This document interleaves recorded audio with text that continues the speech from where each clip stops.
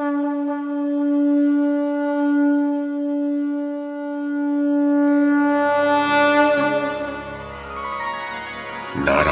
नमस्कृत्य नरं चैव नरोत्तमं देवीं सरस्वतीं व्यासं ततो जयमुदीरयेत्।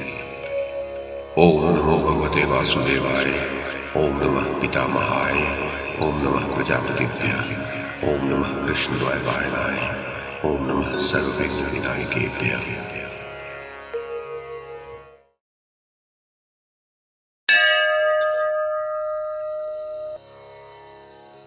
वैशंपायन जी कहते हैं, जन्मेजय, इस प्रकार जब कौरव सेना की व्यूह रचना हो गई तो तुरंत ही अर्जुन अपने रथ की घरघराहट से आकाश को गुंजायमान करते हुए आ गए। ये सब देखकर द्रोणाचार्य ने कहा, वीरों, दूर से ही वह अर्जुन की ध्वजा का अग्रभाग दिख रहा है। यह उसी के रथ की घरघराहट है और उसकी ध्वजा पर बैठा हुआ वानर ही किलकारी मार रहा है। उस उत्तम रथ पर बैठा हुआ वह महारथी अर्जुन ही वज्र के समान कठोर टंकार करने वाले गांडीव धनुष को खींच रहा है। देखो, एक साथ ही ये 2 बाण मेरे पैरों पर आकर गिरे हैं और 2 मेरे कानों को स्पर्श करते हुए निकल गए हैं। इस समय वह अनेक अतिमानुष कर्म करके वनवास से लौटा है, अतः इनके द्वारा वो मुझे प्रणाम कर रहा है और मुझसे कुशल समाचार पूछ रहा है। अपने बंधु बांधवों के अत्यंत प्रिय अर्जुन को आज हमने बहुत दिनों पर देखा है। जन्मेजय, इधर अर्जुन ने कहा, सारथे, तुम रथ को कौरव सेना से इतनी दूर पर ले चलो जितनी दूर की एक बाण जाता है। वहां से मैं देखूंगा कि कुरुकुलाधम दुर्योधन कहाँ है। जन्मेजय, इसके पश्चात अर्जुन ने सारी सेना पर दृष्टि डालकर देखा, किंतु उसे दुर्योधन कहीं दिखाई नहीं दिया। तब वो कहने लगा, मुझे दुर्योधन तो यहाँ दिखाई नहीं देता। प्रतीत होता है वह दक्षिणी मार्ग से गौवे लेकर अपने प्राण बचाने के लिए हस्तिनापुर की ओर भाग गया है। अच्छा, इस रथ सेना को तो छोड़ दो, उस ओर चलो जिधर दुर्योधन गया है। अर्जुन की आज्ञा पाकर उत्तर ने उसी ओर रथ को हाँक दिया जिधर दुर्योधन गया था। दुर्योधन के पास पहुंचकर अर्जुन अपना नाम सुनाकर उसकी सेना पर टिड्डियों के समान बाण बरसाने लगा। उसके छोड़े हुए बाणों से ढक जाने के कारण पृथ्वी और आकाश दिखाई देने बंद हो गए। अर्जुन के शंख की ध्वनि, रथ के पहियों की घरघराहट, गांडीव की टंकार और उसकी ध्वजा में रहने वाले दिव्य प्राणियों के शब्द से पृथ्वी कांप उठी तथा गौवे पूंछ उठाकर रंभाती हुई सब ओर से लौटकर दक्षिण की ओर भागने लगी। वैशंपायन जी कहते हैं, राजन, अर्जुन धनुर्धारियों में श्रेष्ठ था। उसने शत्रु सेना को बड़े वेग से दबाकर गौवों को जीत लिया। उसके पश्चात युद्ध की इच्छा से वह दुर्योधन की ओर चला। कौरव वीरों ने देखा गौवें तो तीव्र गति से विराट नगर की ओर भाग गई और अर्जुन सफल होकर दुर्योधन की ओर बढ़ रहा है, तो वे बड़ी शीघ्रता से वहां जा पहुंचे। कौरवों की उस सेना को देखकर अर्जुन ने विराट कुमार उत्तर से कहा, राजपुत्र, आजकल दुर्योधन का सहारा पाकर कर्ण बड़ा अभिमानी हो रहा है। वह मुझसे युद्ध करना चाहता है, अतः पहले उसी के पास मुझे ले चलो। राजन नरश्रेष्ठ, तब उत्तर ने अर्जुन का रथ युद्ध भूमि के मध्य भाग में ले जाकर खड़ा किया। इतने में चित्रसेन, संग्रामजित, शत्रुसह और जय आदि महारथी वीर उसके सामने आ डटे। युद्ध छिड़ गया। अर्जुन ने उनके रथों को उसी प्रकार भस्म कर दिया जैसे अग्नि वन को जला डालती है। जन्मेजय, जब वो भयानक संग्राम हो रहा था, उसी समय कुरुवंश का श्रेष्ठ योद्धा विकर्ण रथ पर बैठकर अर्जुन के ऊपर चढ़ाया। आते ही वह विपाठ नामक बाणों की वर्षा करने लगा। अर्जुन ने उसका धनुष काटकर रथ की ध्वजा के टुकड़े टुकड़े कर दिए। विकर्ण तो भाग गया, किंतु शत्रुंतप नामक राजा सामने आकर अर्जुन के हाथ से मारा गया। फिर तो जैसे प्रचंड आंधी के वेग से बड़े बड़े वृक्ष हिल उठते हैं, उसी प्रकार अर्जुन की मार खाकर कौरव सेना के वीर कांपने लगे। कितने ही आहत हो प्राण त्याग कर पृथ्वी पर गिर पड़े। उस युद्ध में इंद्र के समान पराक्रमी वीर भी अर्जुन द्वारा परास्त हुए। वह शत्रुओं का संहार करता हुआ युद्ध भूमि में विचर रहा था। इतने में कर्ण के भाई संग्रामजित से उसकी मुठभेड़ हो गई।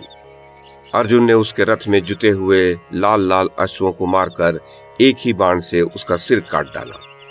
भाई के मारे जाने पर कर्ण अपने पराक्रमी उन्माद में आकर अर्जुन की ओर दौड़ा और 12 बाण मारकर उसने अर्जुन को बींध डाला, उसके अश्वों को छेद दिया और राजकुमार उत्तर के हाथ में भी चोट पहुंचाई।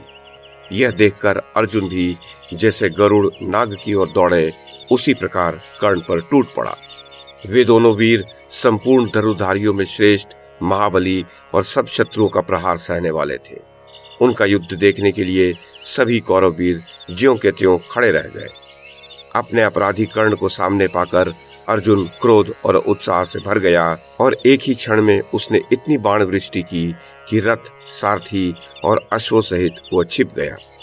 उसके पश्चात कौरवों के अन्य योद्धाओं को भी अर्जुन ने रथ और हाथियों सहित बेध डाला। भीष्म आदि भी अपने रथ सहित अर्जुन के बाणों से ढक गए। इससे उनकी सेना में हाहाकार मच गया। इतने में कर्ण ने अर्जुन के तमाम बाणों को काट दिया और अमरश में भरकर उसके चारों अश्वों तथा सारथी को भी बींध दिया। साथ ही रथ की ध्वजा को भी काट डाला। उसके पश्चात उसने अर्जुन को भी आहत कर दिया। कर्ण के बाणों से आहत होकर अर्जुन सोते हुए सिंह के समान जाग उठा और उसके ऊपर पुनः बाणों की वर्षा करने लगा। अपने वज्र के समान तेजस्वी बाणों से उसने कर्ण की बाह, जंघा, मस्तक, ललाट और कंठ आदि अंगों को बींध डाला। कर्ण का शरीर क्षत विक्षत हो गया, उसे बड़ी पीड़ा होने लगी। फिर तो जैसे एक हाथी से हारकर दूसरा हाथी भाग जाता है, उसी प्रकार वह युद्ध के मैदान से तात्कालिक रूप से हट गया। कर्ण के हट जाने पर दुर्योधन आदि वीर अपनी अपनी सेना के साथ धीरे धीरे अर्जुन की ओर बढ़ आए। तब अर्जुन ने हंसकर दिव्य अस्त्रों का प्रयोग करते हुए कौरव सेना पर प्रत्याक्रमण किया। उस समय उस सेना के रथ, अश्व, हाथी और कवच आदि में से कोई भी ऐसा नहीं बचा था जिसमें 2-2 अंगुल पर अर्जुन के तीखे बाणों का घाव न हुआ हो। अर्जुन के दिव्यास्त्र का प्रयोग, अश्वों की शिक्षा, उत्तर की रथ हाँकने की कला, पार्थ के अस्त्र संचालन का क्रम और पराक्रम देखकर शत्रु भी बड़ाई करने लगे। अर्जुन प्रलयकालीन अग्नि के समान शत्रुओं को भस्म कर रहा था। उस समय उसके तेजस्वी स्वरूप की ओर शत्रु आंख उठाकर देख भी न सके। उसके दौड़ते हुए रथ के समीप आने पर एक ही बार कोई भी शत्रु उसे पहचान पाता था। दोबारा उसे इसका अवसर नहीं मिलता था, क्योंकि अर्जुन तुरंत ही उस शत्रु को रथ से गिराकर परलोक भेज देता था। समस्त कौरव सैनिकों के शरीर उसके द्वारा छिन्न भिन्न होकर कष्ट पा रहे थे।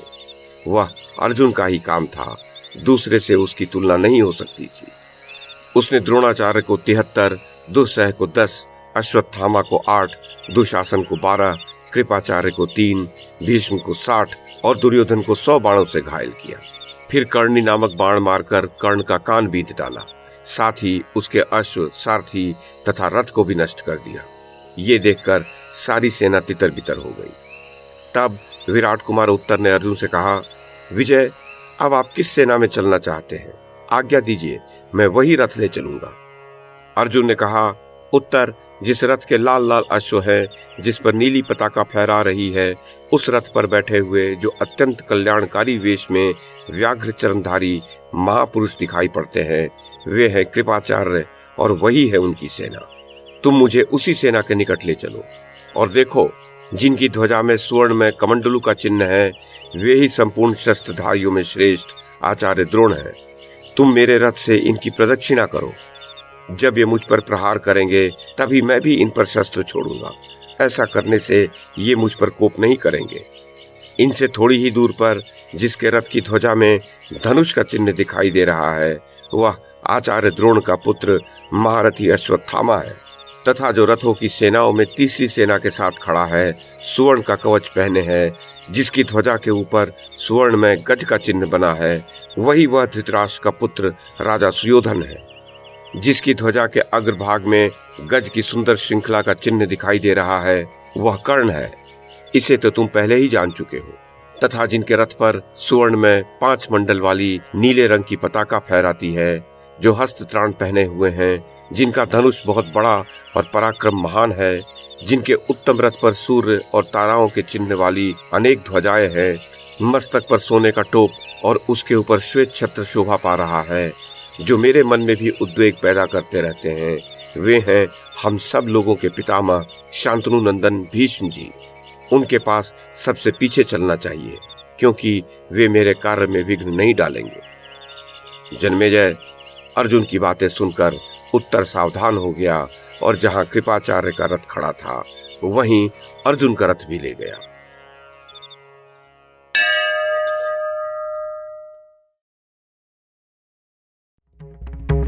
YouTube के माध्यम से महाभारत की कथा को एक श्रृंखला के रूप में प्रस्तुत करने का हमारा ये प्रयास यदि आपको सराहनीय लगा हो तो कृपया इस कड़ी को लाइक और शेयर करें, चैनल को सब्सक्राइब करें और बेल आइकन को दबाएं। साथ में अन्य लोगों को भी देखने के लिए प्रेरित करें। धन्यवाद और नमस्कार।